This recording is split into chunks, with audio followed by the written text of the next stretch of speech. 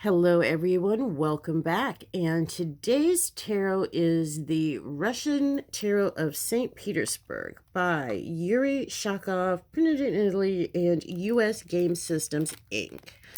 So let's try and get into this thing as quickly as possible. Maybe. All right. So, all right. Pretty card.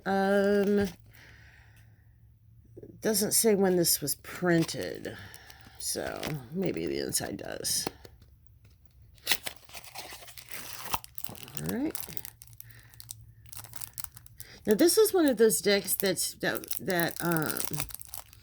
is a little bit unique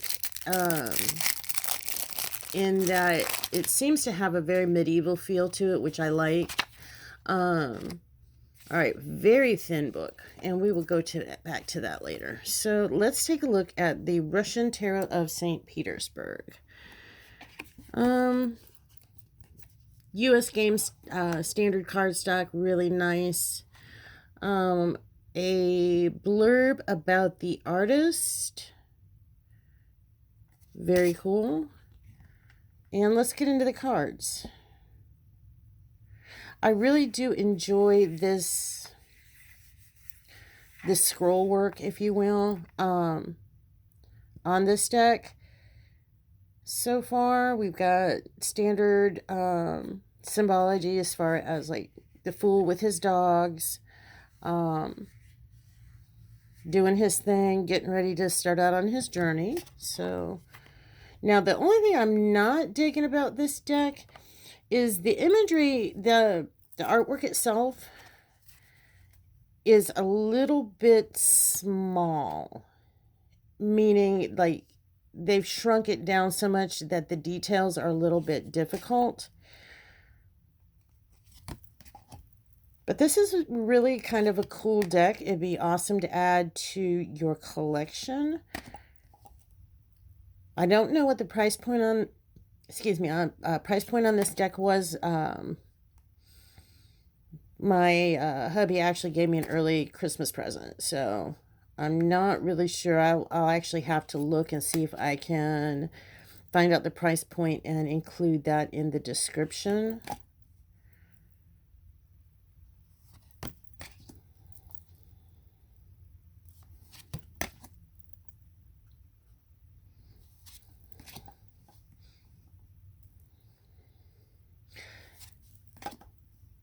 Now the artwork is beautiful. The reprinting on the colors seems a little bit more muted, if you will. It's not as vibrant as some of the decks out there. So I'm not sure how I'm feeling about that. So far, I really do like the deck. Is it something that I would use on the regular? Probably not, but I will definitely keep this in my collection.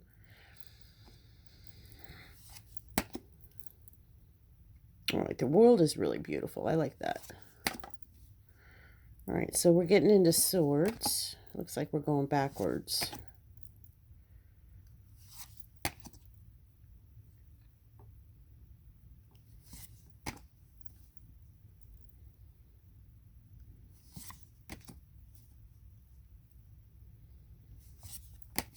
If you're new to the tarot, because the imagery is so traditional, you should not have a problem reading with this deck, even if you're unfamiliar with all of the meanings. You should be able to get what you need directly from the artwork itself, unlike with some of the more non-traditional decks where you actually have to sit down and study.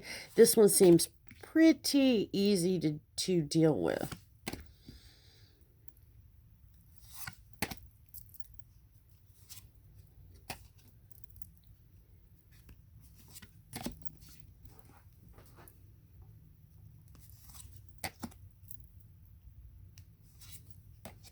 Okay, so we've got clubs instead of staffs.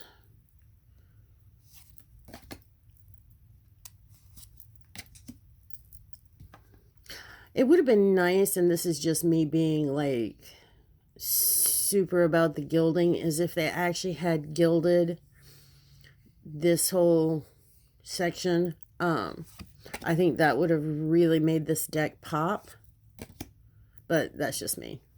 I'm like a magpie. I like shiny things.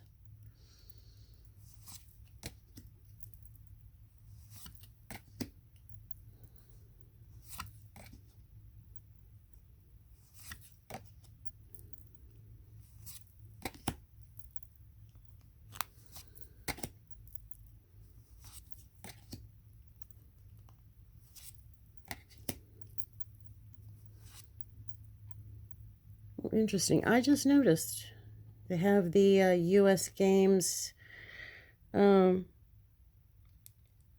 stamp on there, and it looks like it was published in 1992. So this is actually an older deck. And I think, honestly, I think they're doing it like this now is because there are so many rip-off decks out there that are coming out of China that it's really becoming a problem. So it wouldn't surprise me if more of the mainstream publishers start actually putting their name and their date and their copyright in the corners or somewhere on the cards.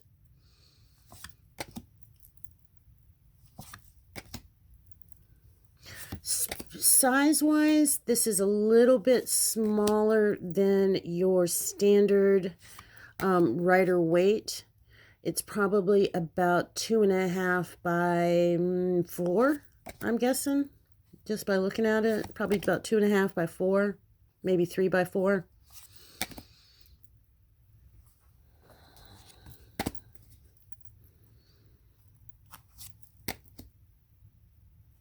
Okay, got coming up on the end of coins here. All right. My initial impressions of this deck, I like it. I like the art. I like the medieval vibe to it. So yeah, it's a pretty cool little deck. Great to add to your collection. And so that covers the Russian Tarot of St. Petersburg. And let's do it. Whoops. I was going to actually do a flip through of the box or of the booklet, but I just dropped it. So I'm going to take that as a sign to not even bother. So this has been Deja with Twisted Sisters Mojo. I hope you'll hit that like and subscribe button, and we will see you on the next video.